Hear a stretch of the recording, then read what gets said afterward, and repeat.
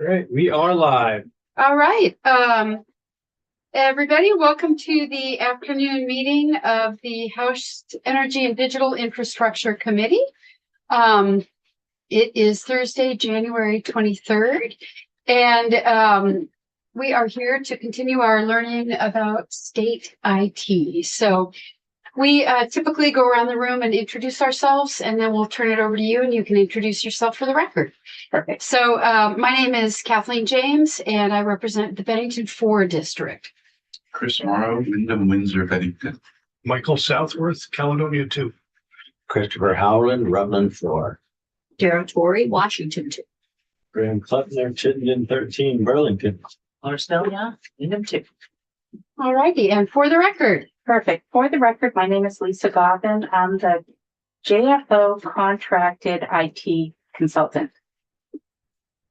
So I thought I developed a presentation that I submitted to Jack. Super. As well as a document of a recent update of all the IT projects that we monitor. So let me share my screen. Super, that is great. Okay. Bingo. Okay. So for today, fine when I'm sharing, but I'm trying to. There we go. Here's my, based on the invite I did receive, I developed the proposed discussion agenda. One, the introduction, where I can just speak through who I am. An example of all the work, the type of work that I do to support your work. The review process, which is when I do a IT project review, update of the current projects that we're monitoring, and then open it up for discussions. But during the course of this, if you have any questions, just please feel free to jump in. You're not going to interrupt me or distract me. We'll get back on the conversation after. I'm here to support your work. Perfect. And we've been joined by a committee member. Rich Bay Legal Model 2. Great. Nice to meet you. So about me, this is my 4th January starting in this role. My previous life, I was IT director at the agency. Then it was the Department of Education for 7 years. And then I went out on my own. I went out into the private sector, where I worked for a software company that developed line of business software for state governments and provinces in Canada. And by line of business, I mean permitting, grants, the common functions that go across state government. So in that role, I led implementations, cross-agency implementations for multiple states, including Massachusetts, Connecticut, Colorado. And then after my time there, I also worked for like federal home loan banks and large private institutions as well. So I'm explaining this because I have, the experience, not just within state government in my role for a private company and leading implementations there, and really having experience with different governance structures for IT in different states, meaning some were centralized, some were more dispersed control of IT, et cetera. And then also my experience as a person within state government navigating IT, and implementing systems. So, and then I went out on my own, and I actually led a large implementation here in the state of Vermont for the Department of Education, which implemented a data collection system and a data warehouse for schools, where the submission of data to the state was automated. And that was a 4-year project, and it was successful and on budget. So again, this is my 4th year here in this role. So regarding, let's see, what I do for JFO and what I do to support members. As I mentioned, I'm a contractor, and I work primarily based on assignments provided through JFO. So if you have a request for services, you would direct those requests through Emily Byrne or Catherine Benham at JFO. In order to, because I'm a part-time person. And so, we're very careful on the number of hours that I spend. So that way there's some control over their knowledge so they can manage my contract, and my time. So some of the service that I provide are really recommendations and advisory memos. For example, if there's a request for an IT system in the Budget Adjustment Act or for money where they didn't receive enough money, a request might go to JFO to have me assess that request. And does this make sense? Do you have any concerns? Or, do you notice anything about this request that we should know about? Those types of issues. And another example, and I'm bringing this up because it might come up further in the conversation.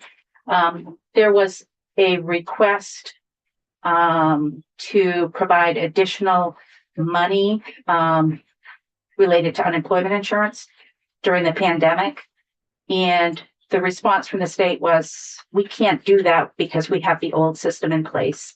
And it has difficulties in adding new functionality to it. So they had me assess whether or not I thought that was an appropriate response or whether I felt something could be done to address this. So those types of, requests. Some of the other things I do are major project reviews. So for example, for the Department of Motor Vehicle Modernization Project, I looked when they were requesting funds and also additional funds. I looked at all the work that had been done on the project, and I review it based on certain category areas, which I'll go over soon. So all projects receive the same type of analysis for different parts of the project, types of project areas. So I recently did a review for the unemployment insurance system and for JITALK to release funding of that, and also for the recent funding decision related to the ERP project, which is Enterprise Resource Planning for all of the acronym challenge people like me. And the UI is the unemployment insurance project. So I do those types of project reviews. I'm a part-time contractor, which means I can't review everything. And so JFO makes those decisions based on requests from leadership on which project should receive that type of scrutiny. In addition, there have been, other reports I mentioned, based on if there's a request in the budget, the regular budget for a system, and we don't have time to do a full review, but they want some feedback on, what I find. I might do a limited type of review and go and sit with agencies and just ask them about it. An example of this was when Judiciary made a request to fund a network, but for the courthouse is a new network. And then ADS, Agency of Digital Services, had a similar request in the same year for modernization of the current network that supports state government, legislature, et cetera. So for those types of, I might do meetings with staff and just get an understanding of what their path is to to decide whether I can advise that project looks good and should be funded and forward. So those types of limited work. And then there's other work assigned by JFO, which could be most anything depending on what's coming up. At one point I was looking at the interface between the work that they were doing internally on an interface between the state budget system. So when the governor submits a budget, it's all electronically transferred to JFO, and they can actually, process that into a document that becomes the budget bill, for example. So, then I also, in this document, I included the location of all the previous reports and memos that I produced and my predecessor, Dan Smith, produced.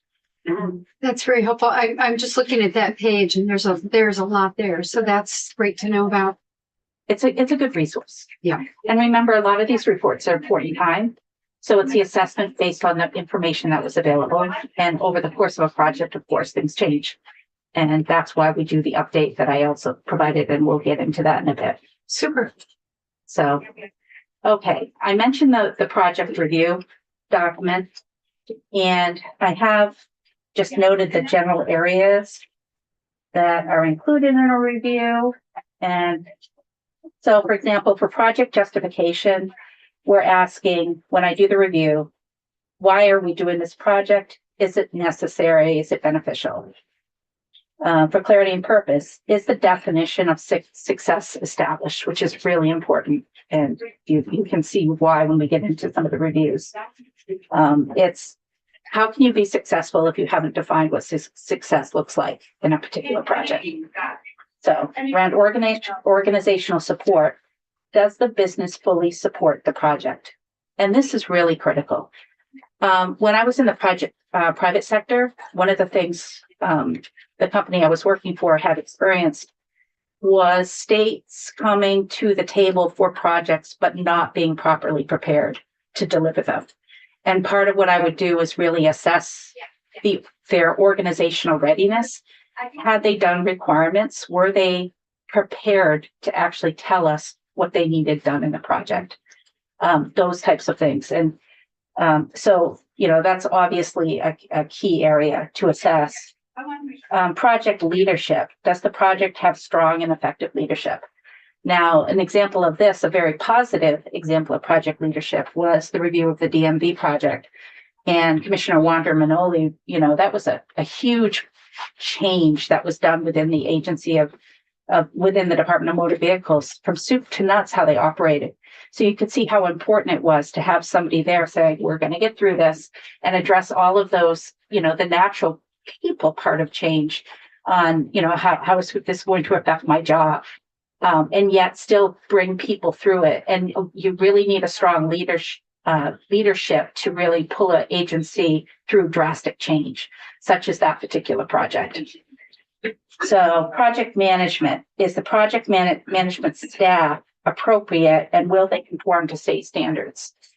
And so that's another important piece, because just like I always go back to using metaphors about building a house.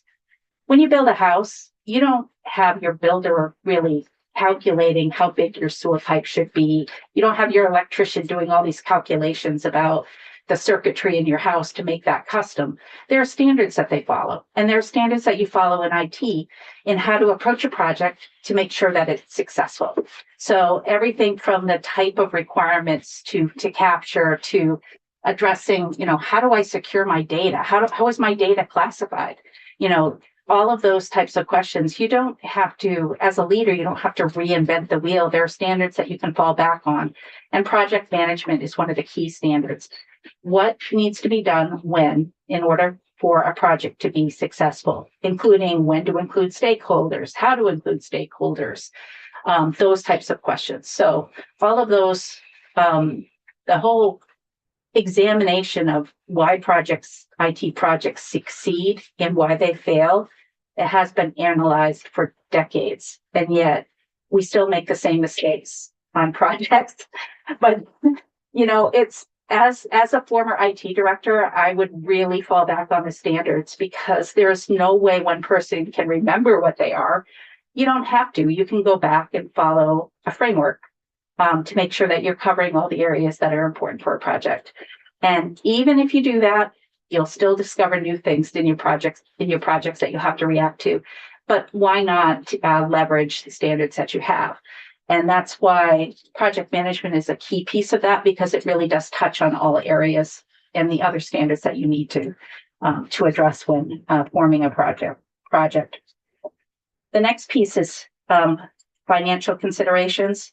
Is the funding secure and sufficient for the anticipated life of the project?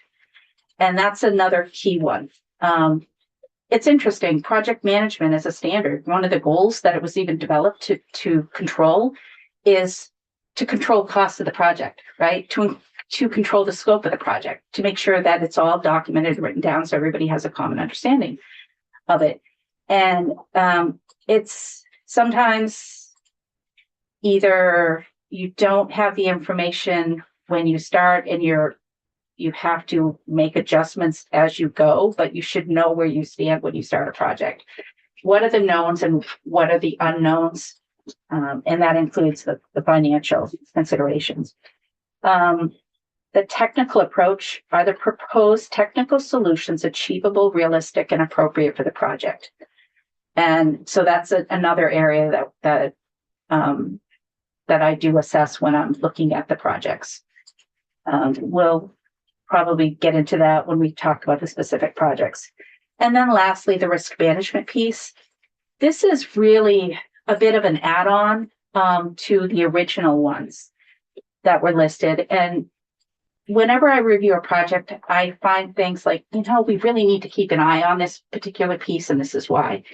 For example, a common area that you have to watch, which is really difficult, is how do you manage data from the old system and move it into the new system? Because a lot of times it doesn't stay the same. For example, for gender, you might have M and F, and then it might change to different codes, 1 and 2, and other codes related to gender, where all of the data that's in one system might have to not just be loaded into a new system, but transformed so it can load into the new system using the codes that new system uses. And also some of the old systems, like the legacy systems, and by legacy, I just mean really old, like the mainframe systems, like the unemployment insurance systems that were developed in the 80s. And there are systems at AHS that are just as old. So, it's really important that you have a good plan for that. And sometimes the old system didn't have the type of business rules that the new system has. So you might be trying to load data that actually breaks business rules and won't load. So it can be a real challenge. So that's an example of some of the risks that I identify when I'm going through the project. And usually they're listed as things I'm going to look out for this as I just monitor the project to see how this goes. So we'll know if there's trouble, brewing, or, are they having difficulties loading the data, for example. In other areas like the recent ERP project, we developed kind of oversight recommendations because there were some risks that we identified for the project, more risks than normal. And we wanted to provide not just identifying what the risks were, but really by each of these areas that are listed, recommended oversight actions for you to pay attention to when discussing the project with the state moving forward. Because we identified risks, this is how we think we can best assess them as we move forward. So, yes, I'm sorry. Oh, go ahead. Thank you. I was just wondering if the deadline belongs in the risk management bucket. I think that It depends. we always talk about the timing within these areas, and sometimes they come up in different ways. For example, within project management, if there are set areas like defining requirements, when is that being done?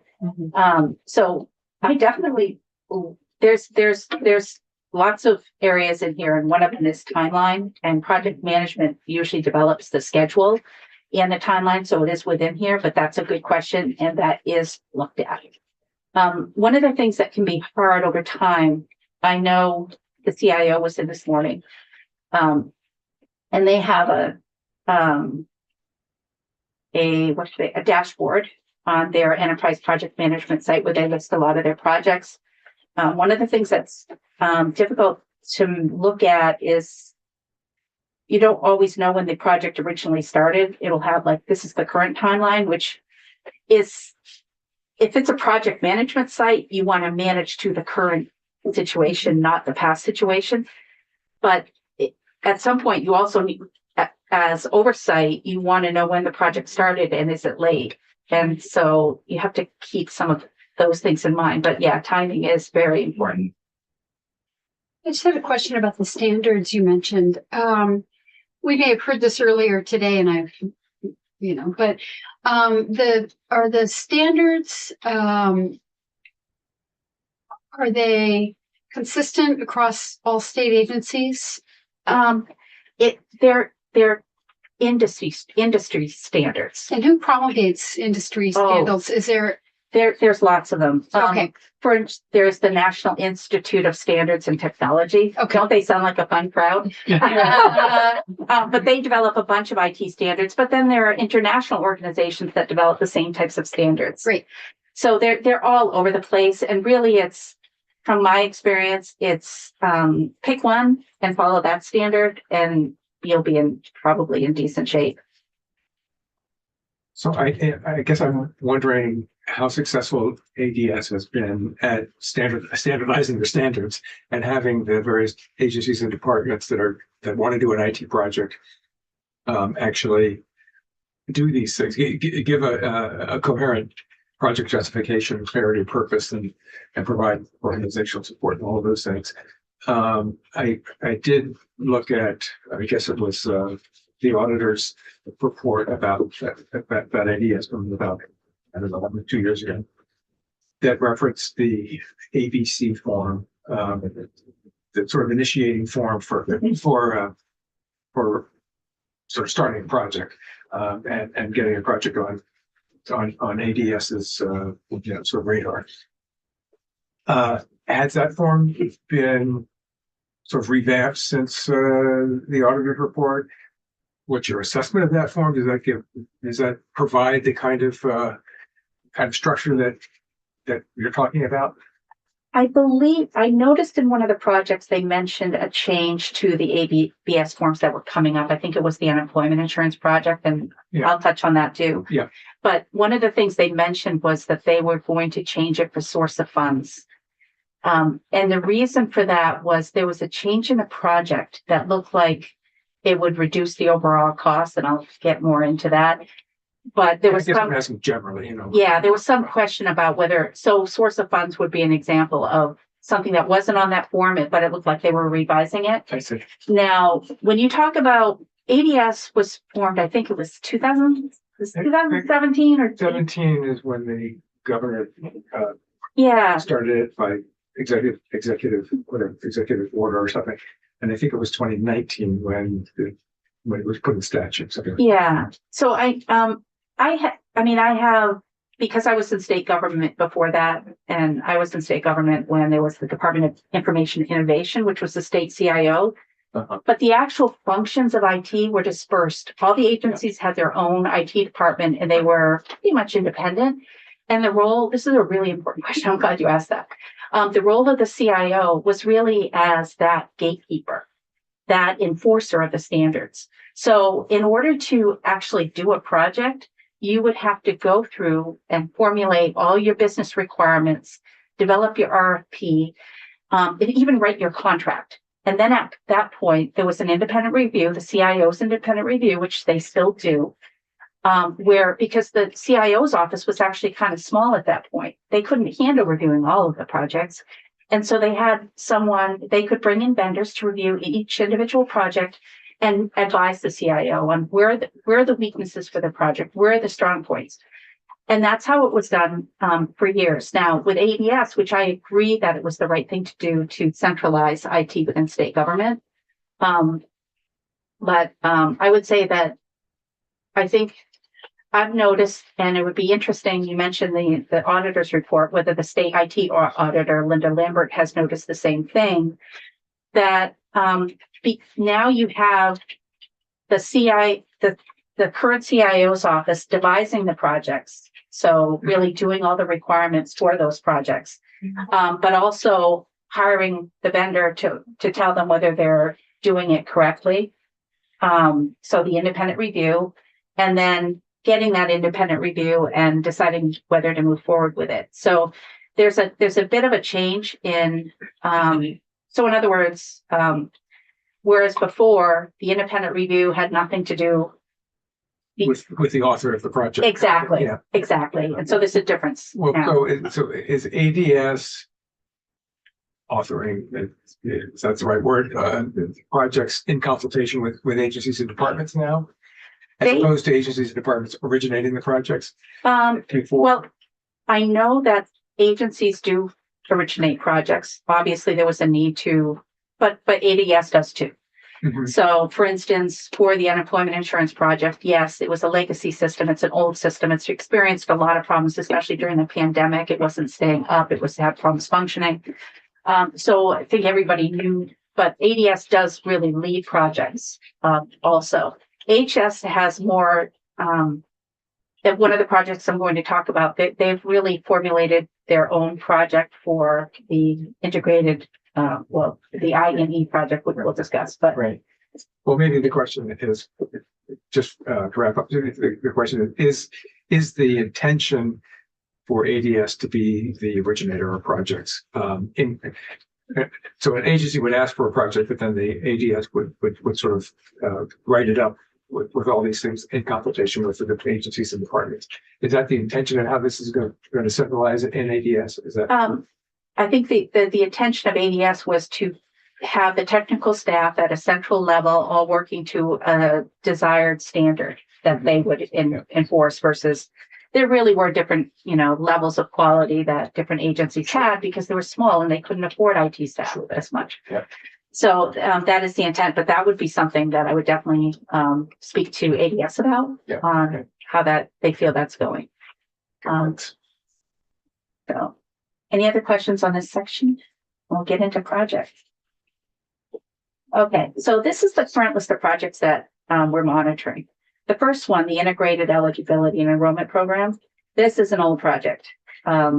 This goes back, I found documentation from 2012 on, I believe there was an appropriation. It was around 9 million. But I also found references of it going back to early as 2009.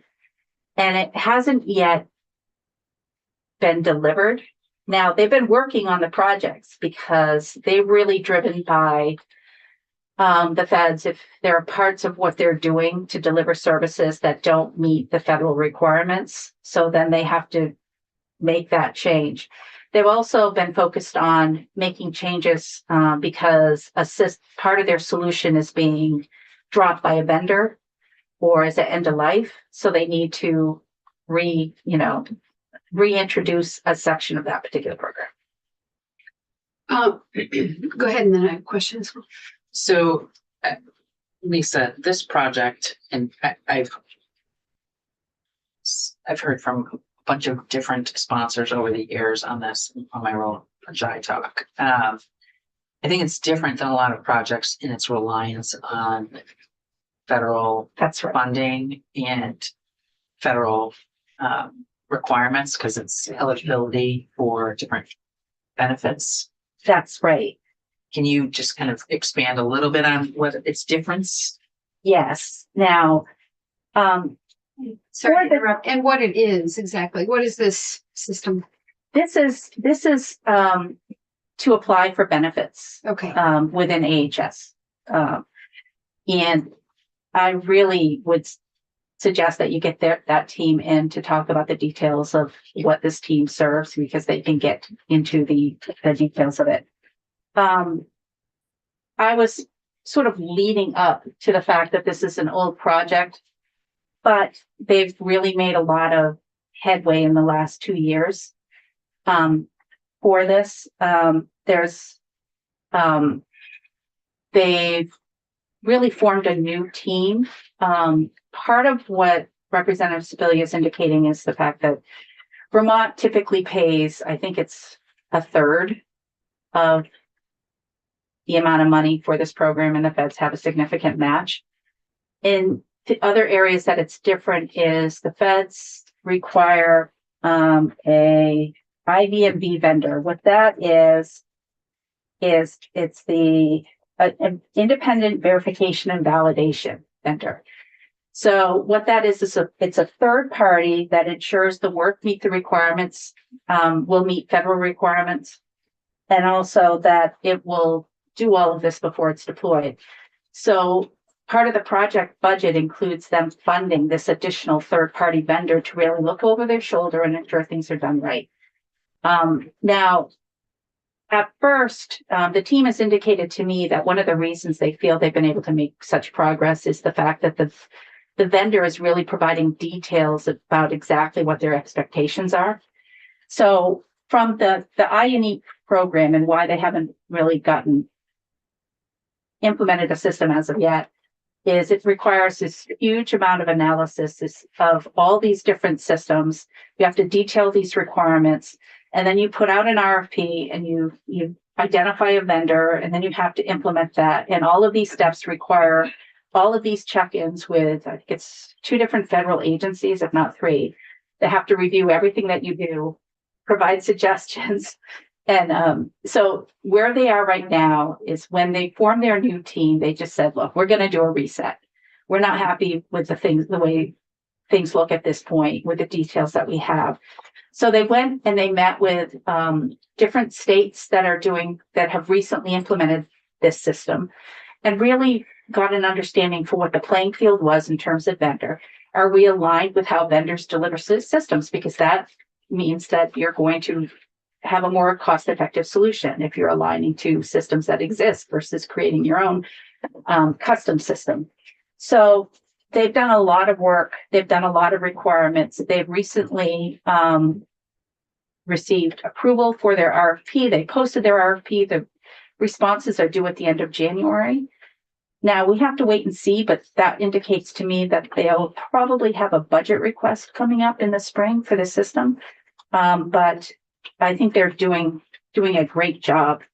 In terms of pulling when I first analyzed this project, I found a lot of lack of details. It wasn't clear what they were trying to do.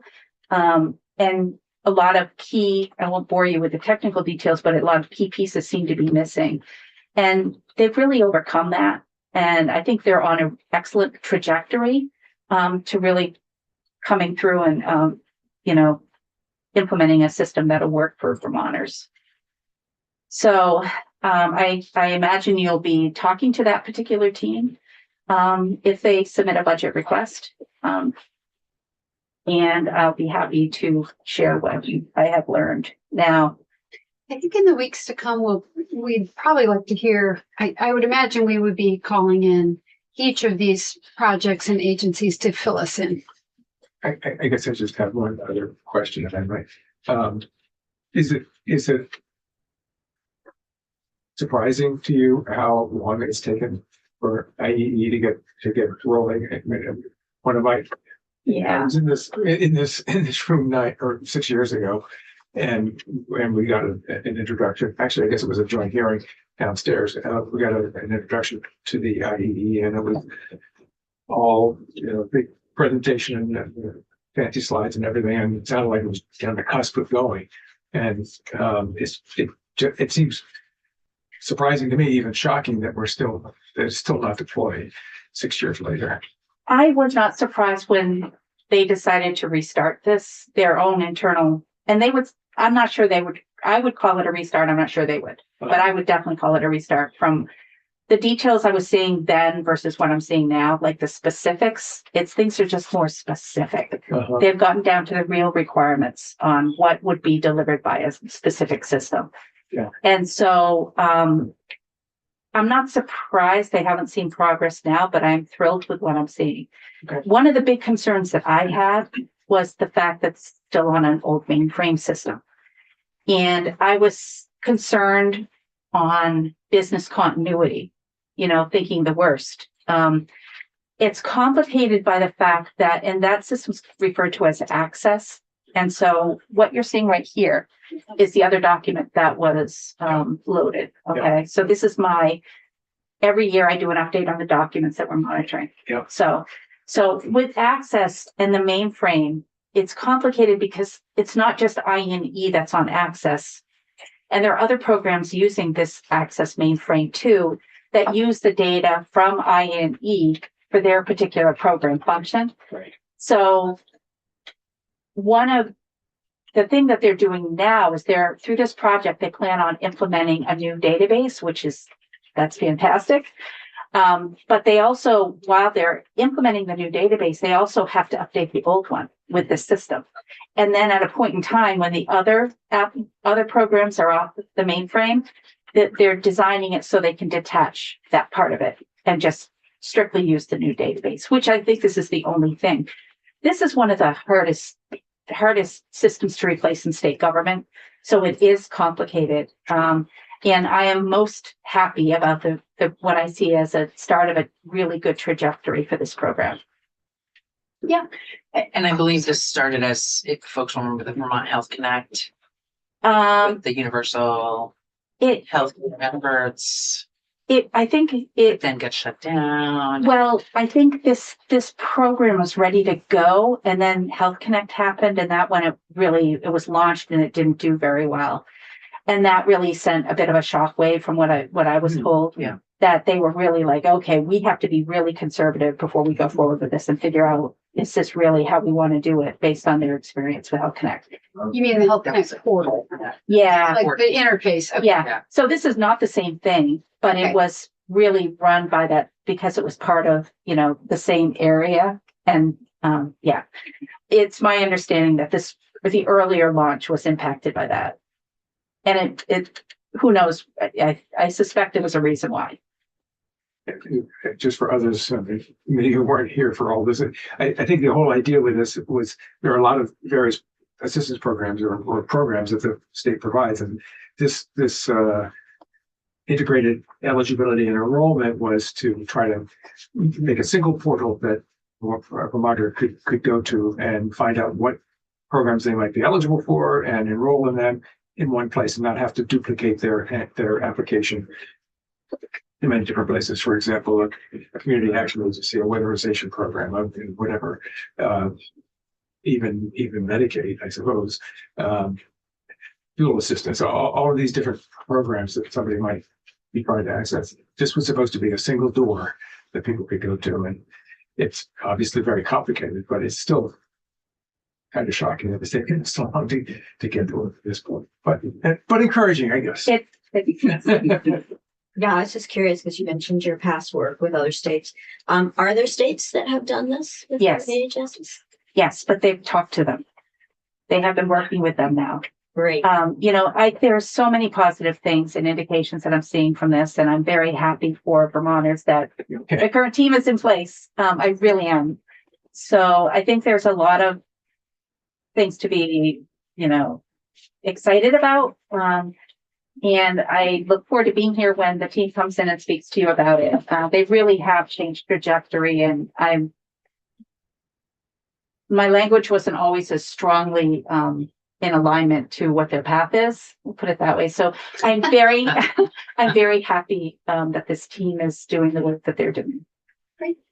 Representative Morrow, and hi, we always ask our esteemed guests to introduce themselves and let us know who you're representing. I'm Becca Warren. I'm representing the Food Security Roadmap Coalition. Thank you. Representative Morrow? Just a quick one. Do we have a implementation date for this? No, the bids have not come in yet. Oh, we haven't even. Well, put it out yet. I think they have, yeah, well, the bids are coming in now.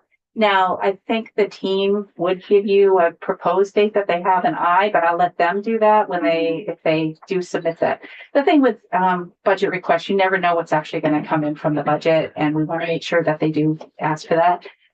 And they'll be able to speak to that. Okay, thank you. But so it's early. Yeah. Well, for this piece. So as you can see, for my update this year, I think last year I was neutral. Before I was kind of less than enthusiastic about this project, but I'm at a strong in terms of the trajectory that I'm seeing and the real details that have gone into the document, the RFP that they produced for bid. So we'll keep an eye on it, but let's give the team some credit on this one. I think you'll be happy with what you see. Great. You talked about budget, but aren't these ongoing projects and presently budgeted for a limit? They may extend into next year. I don't believe they've asked for money recently on this particular one, though they have existing funds that support it. And remember I think they were working off their original appropriation that they had, because it's not like they haven't been doing anything. They've been replacing systems right now they're working on a notification system that the Fed said wasn't up to federal requirements, so they had to replace their notification system.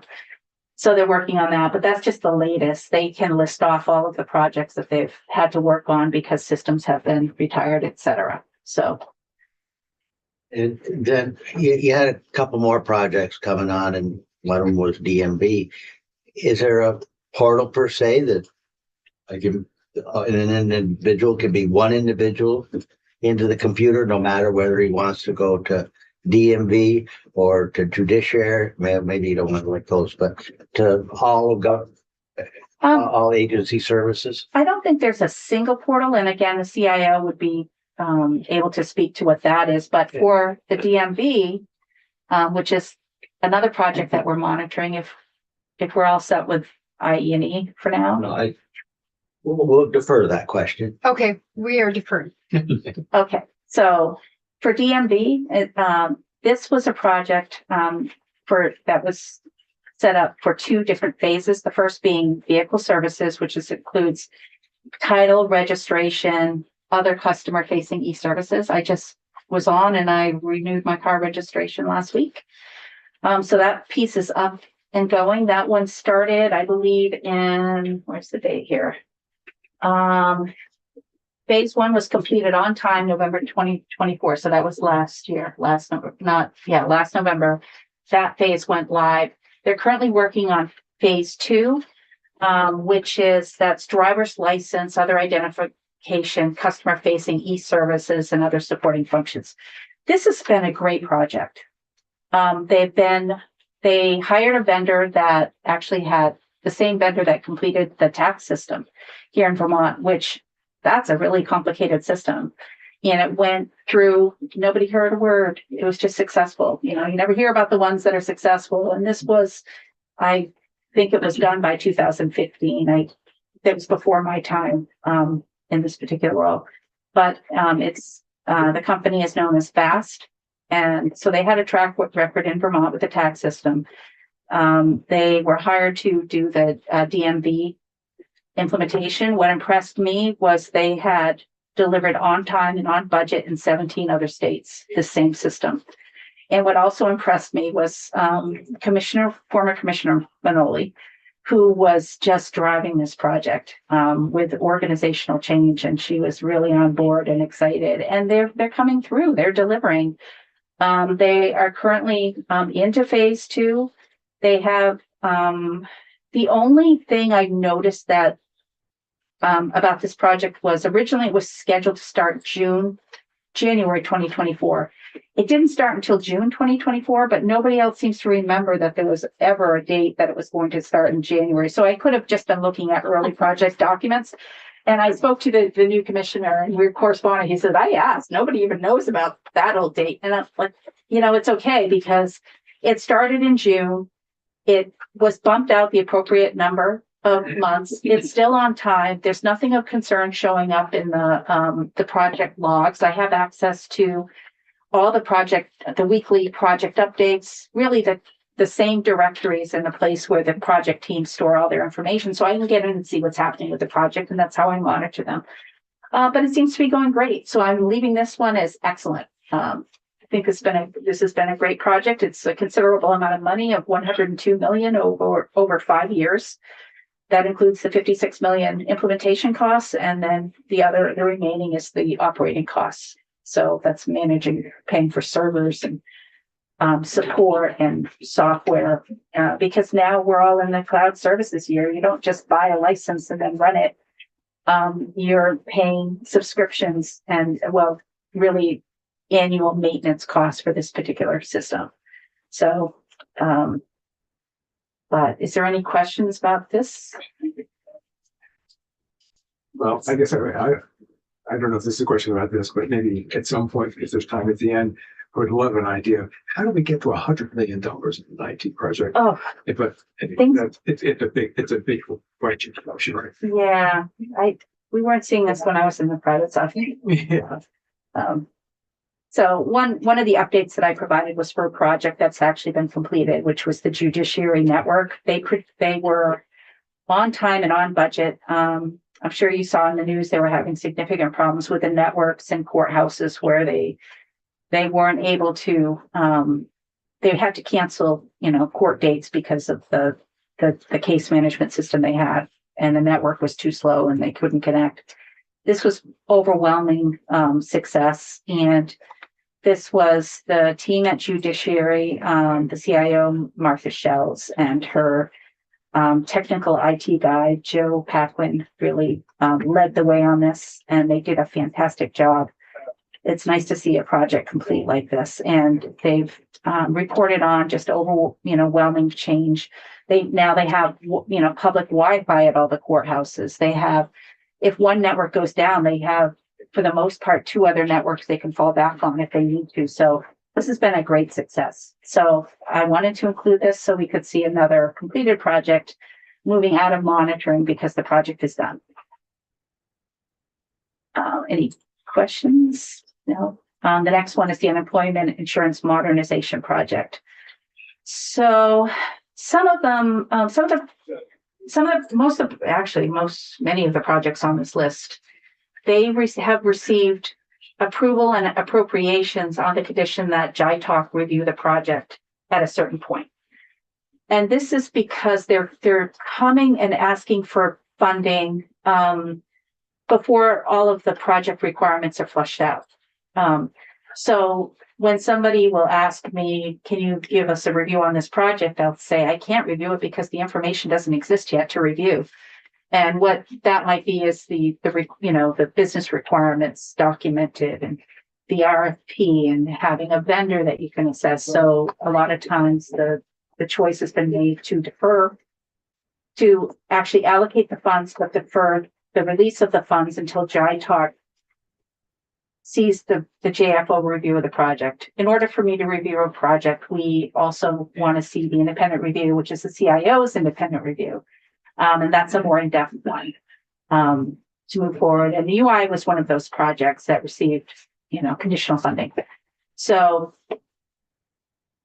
just really quickly, the JITALK authorizing release of funds was a new phenomenon in the last month. Yeah, that was not something that had happened previously.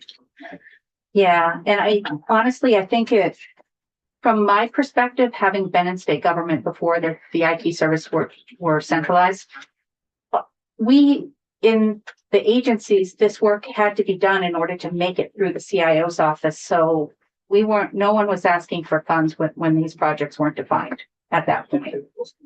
So, and the CIO, she will disagree with me on these pieces, that it's any different and that this isn't normal, but we respectfully disagree. So in a way it puts, I think, the legislature in an awkward position, because sometimes by the time it's time to approve the funds, a lot of work's been done on the project. So you feel the pressure to approve the release of funds sometimes. I don't have the answer to this. I haven't been asked to consider this. Sometimes I make some observations and also note some trends that I've seen in how projects are progressing. Again, this committee could use Linda Lambert from the auditor's office as another resource to really check in and see, because she's been here. Have things changed? Do you have any concerns about how things work? I think it's normal when you make a drastic change, like centralizing IT services, to make some adjustments as you go, and maybe you identify things, maybe you'll find nothing's wrong, and that's cool too. But definitely, I think it's worth a look. Just to drop back for 1 sec, sorry. So how much was JITALK asked to authorize and when? JITALK was asked to offer, I don't remember, because sometimes they break up the pieces. I'd have to look at that particular independent review, whether it was the full amount or whether it was the partial amount that they needed to complete the project. I almost think they received a first appropriation and then. I think it was in the appropriations bill. Yeah, and it was a conditional appropriations where, I think it was around the 30 million. So so it was included in the budget, in the big bill, in the normal course of our work, but release of the funds was made conditional on some sort of JITALK check-in while we were adjourned. Yeah, which is also weird because JITALK, I shouldn't say also weird, unprecedented, because as we heard this morning, JITALK does not really have the ability to take an action unless it's given, and it was in this case. It was in Specific authority. Yeah. Interesting. Okay. And yet this also occurred in January. So it was in session when this JITOC released these funds for UIs. And there were no, well, I should say there were no limited IT oversight committees. This was last January. Right. And go ahead, I'm sorry. Well, I would, if you want to finish your point, I wanted to ask you to explain more the difference of opinion between you and the CIO and make it clarify that for me. I think it relates to exactly the information that how well a project could be flushed out before the legislature. Appropriates money. Yeah. And that fleshing out would be something that an agency would do kind of on its own, within its own budget, prior to seeking authorization or appropriation for taking the next step. Yeah. Which That's where our differences would be, yeah. And the CAO might say, well, you should get an appropriation just to think about it, project, or just, to put together the initial documents. yeah. Yeah. Okay. And that's a very good point. Okay. Because it does cost money to do the requirements, and then there's also a question of what do you need for requirements? Yeah. And again, I'll fall back to the house metaphor. When you're building a house or you're having a house design, your dream home, right? You expect to produce some requirements up front for your architect or your builder, right? How many bedrooms do I need? Do I need any home offices? What are the basic details that I need? But some of the details, the real details, like what color paint do I want on the walls, all that can wait. Yeah. But there are some key things that you need to know up front. The question is, are the key facts that should be developed in order for the legislature to feel comfortable appropriating money? Yeah. And what Pay for that? Should the agency pay for that, or should they? Well, I mean, it just should it be done? What do you need to know to feel comfortable appropriating funds? And What is this? Is this get back to the ABC form? well, it's funny, if you look at the ADS website and go to the project management page, it does show identifying requirements before an RFP is released, right? Yes. Right? Sure. So that would be kind of the minimum, right? Now what ADS has done on several occasions is they're seeking the funds before that particular stage. So there's really nothing for us to assess on how comfortable we are. That's what I'm getting at. Now, not every project can be analyzed by JFO. It's just too many. And so then you're saying, well, at what point, what's the standard based on the type of project? And are we being fair to the state by having certain requirements on some projects and not on others? So that's sort of the flip side. And how do they fund this particular activity? But I'm bringing this up because because JITOC has recently, as Representative Sibilia noted, been in the position to to recommend a release of funds later on. And that's unique. Okay.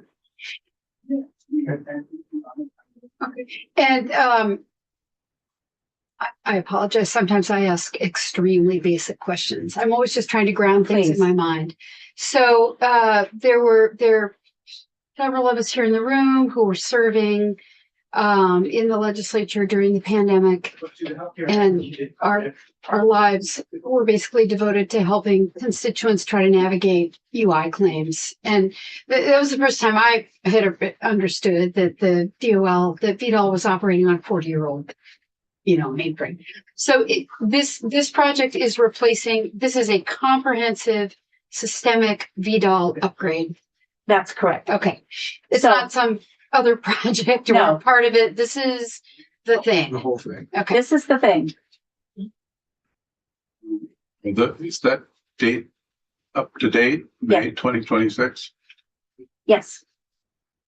Okay. So that's the We'll be date. here. That's the dates that I have for this project. Okay, well, I was talking about someone in the administration. They were out a year or two from that Well, date.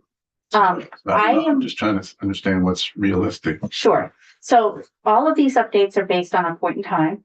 So in December, I jumped on the project website and I looked at the documentation. And those are the dates that are in the current documentation. Okay, So if you remember, JITOC released these funds in January. The project didn't get started until September because they were finishing the contract. So they started in September, so they haven't been going that long. Now, one of the changes that I did note in the project was that they had originally, and this is noted here, they had originally broken the project into two phases, phase 1 and phase 2. The first phase being the tax phase, and they plan to have a go live for the tax module at the end of that first year, and then at the end of the second year, go live with the benefit module. But in the first project report, they noted that they weren't going to do it like that. Instead, they were just going to go live at the end of the second year with both modules. I completely understand why they're doing this, and it's something I did note it in the review under the technical architecture part that I didn't see how they could go live with one and not both because of the legacy system. Remember that memo I mentioned when, we couldn't do things because of the legacy system, it wasn't documented and it was kind of an old, not many people knew how to write that type of code. So I didn't see how they could extract the tax piece from the legacy system and have that other legacy system part function without, kind of carrying it apart. And so they decided to go live. I don't know the details of what caused this decision, but I'm assuming that's what the details are.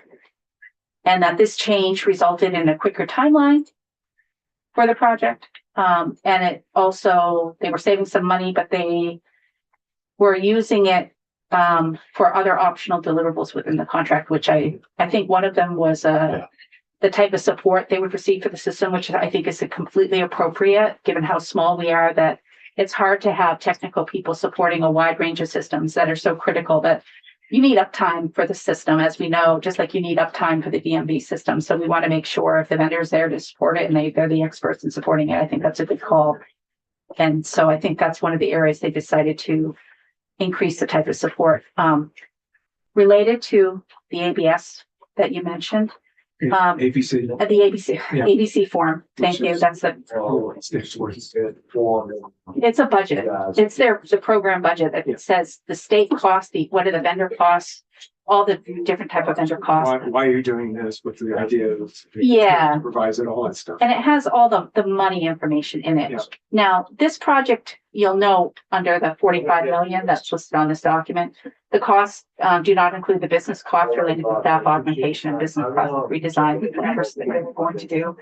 So I'm not sure if the budget's been updated, to reflect these costs, but some of these costs just haven't been identified. And one of the other things we're seeing when we look to evaluate our project is we have the ABC form that was developed at the onset of the project, not the most recent one. And they say, well, we're not going to do the most recent one until after we sign a contract because otherwise that's a waste of our time. So, so we're not always getting the most up-to-date information that we have. So I make a note of this in the reports. Again, I understand they're trying to balance things, and I am just sort of raising that for why some of the costs might change, and why I make sure I know when I know that a cost isn't included in the project. But this is I think let's see where they land. I moved it down to strong from excellent because there was some uncertainty and we're waiting to see additional information, but the project just started. The other project, the ERP project, I just submitted a review, the links there. I didn't have an update. It was just reviewed. It didn't make sense to let them land on their feet. They just started the project and see where it lands. This one, I found a lot of issues with this particular project, and they're all outlined in the independent review, including the cost. I do not think I believe the cost is going to be significantly higher. And all of that's outlined in the particular document, as well as recommendations for oversight. for this project. And the state and I did differ greatly on our opinions on this, respectfully. Yeah. Yeah, I'm looking at your review from last November, I think it was. A lot of weak points. How far along are we in this project? Do you know how much? How long, in terms of time and money, anything to that? Well, the project was just, the money was released. I believe the contract was signed in December, so it just started. I don't have any updates Okay, so at this time. it's just started, and scale of money involved. We've identified so far 71 million, but the issue with this project is, they didn't do a gap analysis between the solution they selected, Workday, and the systems that are being replaced. So it leaves open, if you don't know where the gaps are, you don't know where you might have to fill gaps and how much that will cost.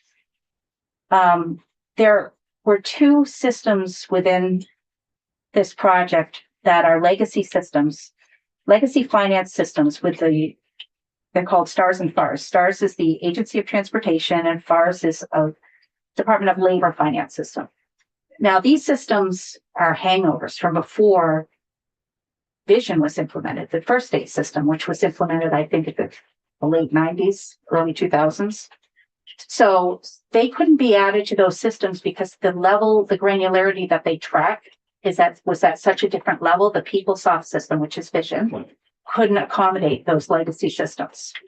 So the assumption was that the new system, Workday, will be able to replace those systems. But the analysis hasn't been done on that. And in the independent review, the CIO's independent review, part of it when they were talking about the great business case for this, and I think this is they need to do this project. The question is how they do this project. If the STARS and FARS, they said, if they were to be replaced by themselves, like other states have done, they could cost between $25 and $30 million each, right? So the question is so we don't know for sure whether we haven't seen the analysis that say Workday can in fact replace them. So does that mean we're talking about a plus or minus another 50 million, 60 million? I don't know. So there were things about this project that made me uncomfortable. And also because there weren't strong requirements done that identified exactly what needs to be done, the vendor made assumptions within the contract. It's a highly boxed contract. So everything from the number of temps the state gets to load legacy data, they get this number of temps. If they go over this, and I think it was 2 or 3, if they get this number, then we have to do a change order for every additional attempt. So there's a lot of boxing within this contract. The state isn't worried about it, and they're closer to it than I am, but I'm worried about it just because of my past experience and how many ERP systems fail. And this has nothing to do with the vendor. It has nothing to do with the implementation vendor or the software vendor. Nothing. It has to do with the state's preparedness on attempting the system. So I did have a lot of concerns based on the lack of documentation I was seeing in that final level, and which is why I established some oversight advice, which I haven't done before in projects, to kind of give some guidance. So the enterprise resource management will be, it's going to handle you said in your report, a wide range of business processes under a single IT system. So I'm envisioning something that is running behind or across all state agencies and departments. Well, state agencies and departments share systems now. And what this one will replace is the human resource system and the finance system and those legacy systems, also the budgeting system, which was at end of life as well. So budgets, payroll, HR. Yeah. Okay. And, Human resource and payroll. and payroll. Okay, and I'm curious to try to learn more about the procurement process. I guess I'm super curious about how that works. Like, is it standard? Does every agency and department have to follow it? Are they required to follow it? How did it happen that we had an unconventional procurement process for this particular thing? I don't understand that. Well, I can't speak to the whys. I can speak to the current, what they currently Practice. follow. Yeah. Yeah. So there's a bulletin called that the Secretary of Administration has on their website. It's called Bulletin 3.5, and it governs the process for procurement, contracting, and grants, right?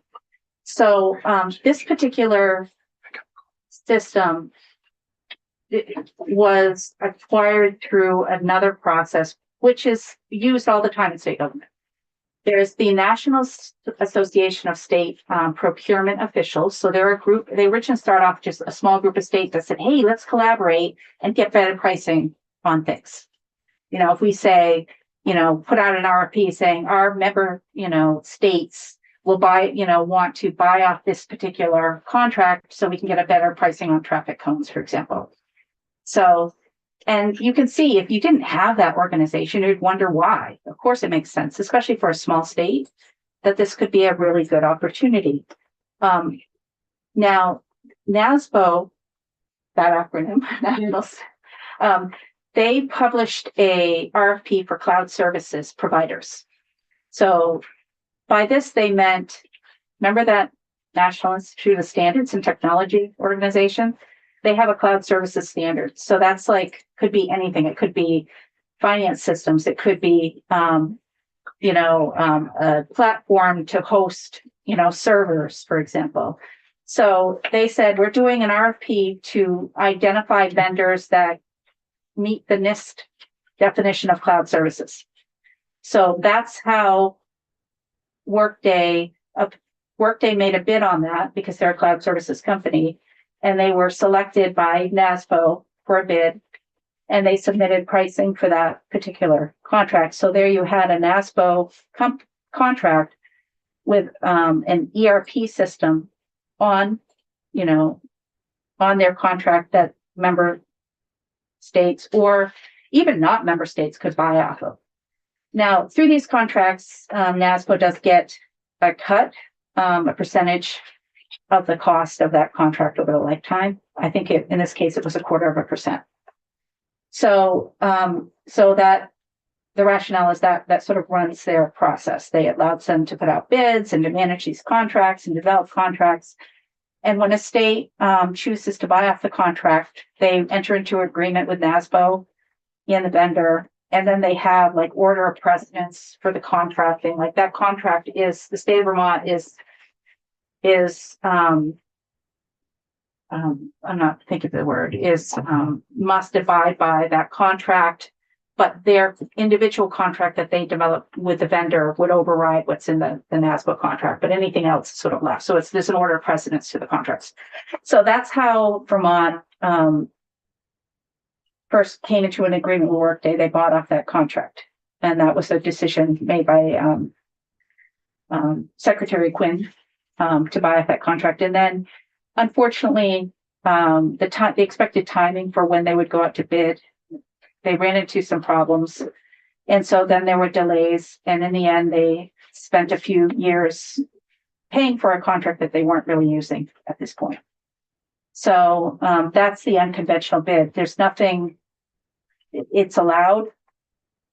But it also, when you do a bid, when you're identifying a system and doing requirements, it's just as much for the organization to understand what its own requirements are as it is to provide, details for a contract and for a vendor and a scope of work for a vendor. Because without this, you don't have your own requirements documented. And so how do you know what you need, right? How do you know what's missing unless you're really tracking that? And that's one of the, when I was looking at this particular project, and I really like to approach it from how can we just overcome? We're here where this is where we are. We can't change it right now. What can we do to overcome this? And it was really difficult because when you have a contract and you haven't identified your own requirements in a cohesive way, a comprehensive way for you to work off of to say, yes, we've finished this, we haven't finished that. How do you know when the gaps are going to come up? And it just really increases the risk for having to do, change orders and, increase the cost of the contract. And the vendor, they're a really good vendor. They did a great job drafting that contract, to protect their interests. Yes. No, the vendor that the state of Vermont hired. So because remember I mentioned the box contract, they did a very good job boxing their contract, and the state needs to abide by that. And every time, Sorry, I mean, who's the contract with? it's Workday is the software solution. Okay. Guidehouse is the implementation vendor. So the state also did a bid to select an implementation vendor that was experienced in implementing Workday for states. Sorry, maybe I missed a turn of the thing here, but so the state contracted with Guidehouse to sort of run the procurement process. No, to implement it. So when I mentioned the NASPO contract, that was to buy the subscription to Workday. Yeah. So they entered into a contract. So the cloud services solution that they're using. Yeah. The implementation vendor works with the state to actually implement Workday. I think they're a really great company. I do. I met with them, Guidehouse. Yeah. I think they're a high quality vendor.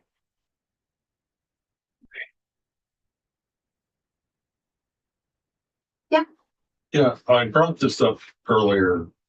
The state college system's going through a whole new process, computer system, that I believe it's the ERP system.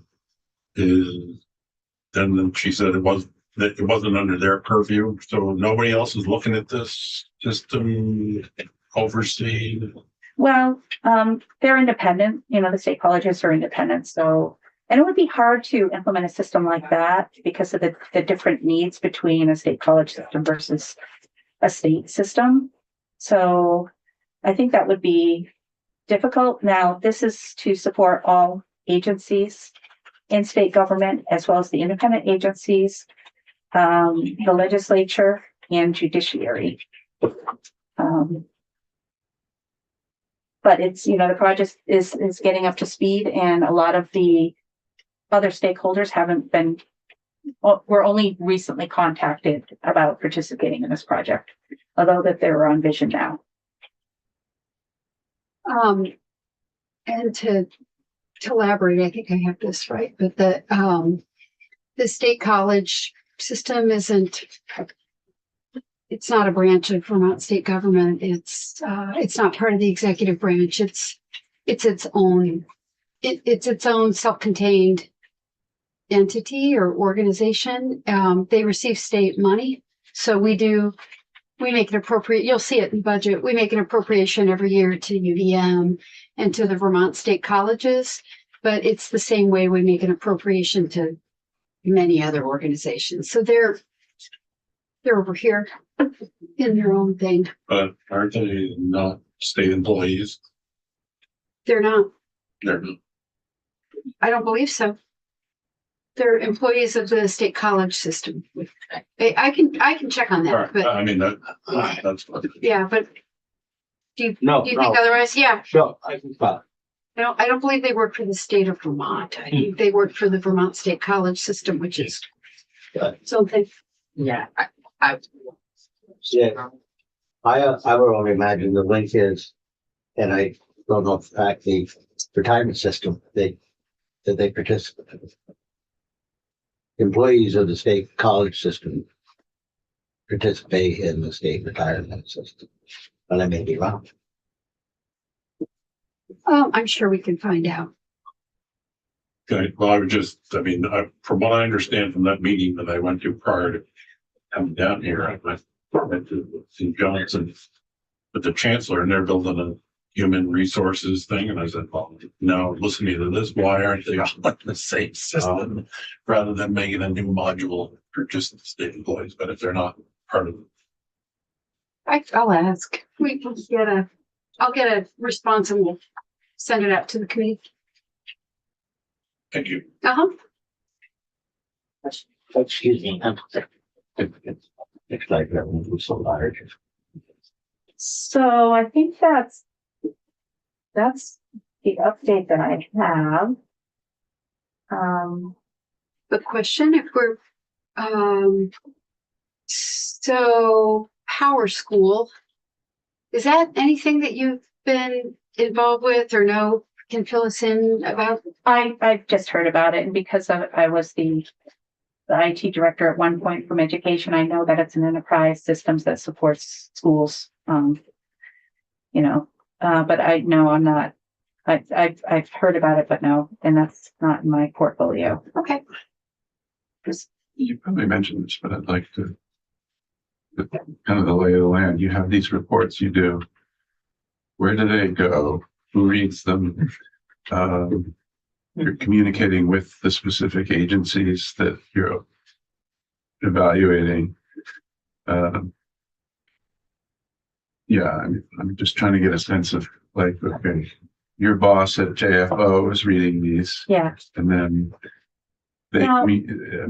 what's the dynamic? You understand my question? Yeah. Not articulating it very well. No, that I know what you're asking.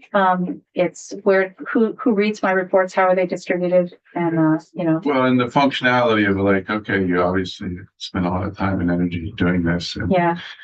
So. Now for this particular report, it was just finished last night. We were waiting on feedback from the state. Before I issue a report, I always let the state have an opportunity to chime in. In this case, I worked a lot closely with the business people in each agency, and then I completed my update, and then I sent it to ADS for review because they have the right to say, "Hey, wait, you got this wrong," But no, they were good with it. Typically, these reports are put on a mailing list, so it would go to JITALK. I'm not sure the new JITALK has been formed yet. I haven't looked now. I know in the past some of the actual reviews will go to commissioners on the money committee. They'll go to the money committee, so the appropriations, and Representative Harrison, who I saw was in here, is the House appropriation contact for IT. So he will get this information, and some of the whatever committees are overseeing the IT at that time, their chairs and members will get the reports. I'm not sure if the functionality on how that's gone. I've seen the memos because I deliver to JFO, they accept it, and then they distribute the reports and post them. Different question. Mm-hmm. So, Lisa, you work part-time, Yes, like half-time? halftime. And how should this committee, so if the chair intends to kind of do a deep dive on the IT projects, how should we think about you as someone who's monitoring some projects? I think you would speak to Catherine Benham and Emily Byrne about how to access my time. And I have spoken to the committee overseeing labor about the UI project. I've talked to transportation about the DMV project. So it's not unusual for me to update also the business side of the committee. It's not the ones just strictly focused on IT, but the business side of that particular area. But if you are interested in time or questions, I would pose them to Emily or Catherine. Yeah. And then another question, which I think I've asked you and Catherine in the past around cyber. And that is not, correct me if I'm wrong, that's not your background. No. In terms of our own kind of advising on that. This is an example where, as an IT director, I could follow the standards for security, but I would bring in a security expert to do a security assessment of these systems that I was implementing. And I wouldn't advise on cyber either, other than the fact that there are standards for cyber, and I've touched on some of those issues in the ERP report as well, where I consulted with cloud services standards folks, et cetera, on this particular project. So no, I'm not that expert. So when would it be? I don't know, when would it be? This is a serious question. I don't know when it would be appropriate and helpful to have you in the room if we're hearing from projects that you're not currently looking at, or is that something that you would possibly review or? Right. Right. That's a question for Emily and Catherine. Yeah. Now, right now, I'm in the process of looking through ADS produces a list of upcoming projects. I'm looking through that to discuss them with JFO to identify if there are any others that we should be looking at right now that are new and coming up. And you are also more than welcome to contact them about systems that you have questions about. And I will. that's how. I think that what Rep. Sibilia is, not to put words in your mouth, but it's what I've been thinking too, which is that as a committee, as we try to gain a really comprehensive understanding of how the project is going, it's going to be important for us probably not just to hear from the agency that is implementing the project, but from other folks who have maybe more independent or outside informed expertise on that. So I think that's going to be an important part of the testimony we take. Per statute, a state employee means any individual employed on a permanent or limited status basis by the state of Vermont, the Vermont State Colleges, the There you go. University of Vermont, the state's attorney offices, or as a full-time deputy sheriff, et cetera, et cetera. I stand corrected. That's the employees. I'm not sure about the IT, so we'll find out. Yeah, but it does raise an important question. Why are we implementing two ERP systems simultaneously when they're $70 million projects? I can only speak from the technical piece, and I would just suggest that the organizations are very different, and so the state operates on one thing called the chart of accounts. I don't know how many of you are familiar with that is. I imagine the chart of accounts from state colleges could be different and maybe not formed in a way that would kind of adhere to those. So, I mean, there are technical reasons where that might be problematic, but, I haven't looked at it for specifically. So I just reached out to somebody on the VSU board, and we'll write to their information officer and just we'll get clarity. So thank you so much. That was for me anyway super helpful. Well, it's nice to meet you. I look forward to working with you.